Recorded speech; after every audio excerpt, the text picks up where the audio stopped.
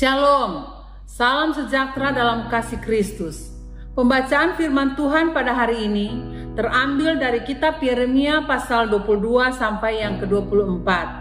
Renungan firman Tuhan terambil dari Yeremia pasal 23 ayat 21 sampai 40. Saya hanya membacanya dalam ayat 31 sampai ayat 32. Demikian firman Tuhan. Sesungguhnya aku akan menjadi lawan para nabi. Demikianlah firman Tuhan yang memakai lidahnya sewenang-wenang untuk mengutarakan firman ilahi. Ayat 32, sesungguhnya aku akan menjadi lawan mereka yang menubuatkan mimpi-mimpi dusta. Demikianlah firman Tuhan, dan yang menceritakannya serta menyesatkan umatku dengan dustanya dan dengan bualnya. Aku ini tidak pernah mengutus mereka dan tidak pernah memerintahkan mereka. Mereka sama sekali tiada berguna untuk bangsa ini. Demikianlah firman Tuhan. Tema firman Tuhan renungan pada hari ini menentang nabi palsu.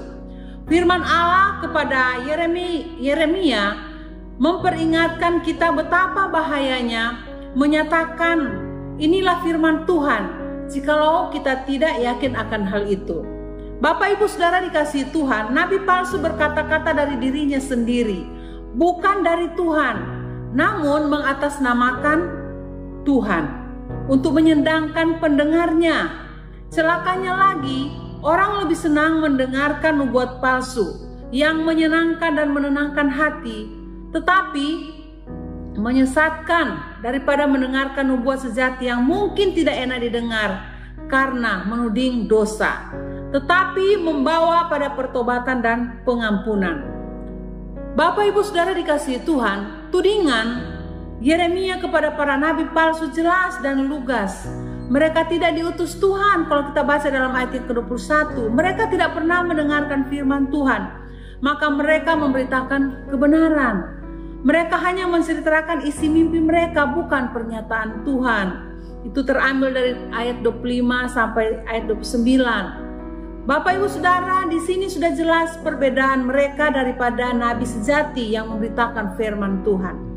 Tuhan tahu semua itu, tidak tersembunyi di hadapannya. Oleh karena itu Tuhan akan menjadi lawan mereka. Namun para nabi palsu ini tidak merasa bersalah dengan sabda palsu mereka.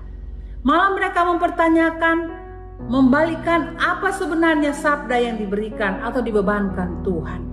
Mereka menggunakan rasa sabda yang dibebankan Tuhan sebagai pemberitaan nubuat palsu mereka. Kata sabda dan beban sebenarnya terjemahan dari akar kata yang sama. Yeremia menggunakan kata tersebut sebagai sebuah permainan kata. Apa yang para nabi anggap sebagai sabda Tuhan, padahal sumbernya dari mimpi-mimpi mereka, bukan dari Tuhan. Menjadi beban buat Tuhan, seolah-olah Tuhanlah sumber pemberitaan nabi palsu itu, sehingga Tuhan dipaksa untuk memberkati umat dengan nubuat, dengan janji palsu yang mereka taruh di mulut Tuhan. Ini dosa yang sangat serius karena menyesatkan umat. Maka Tuhan sendiri akan membuang beban tersebut, yaitu para nabi palsu, dan membinasakan mereka.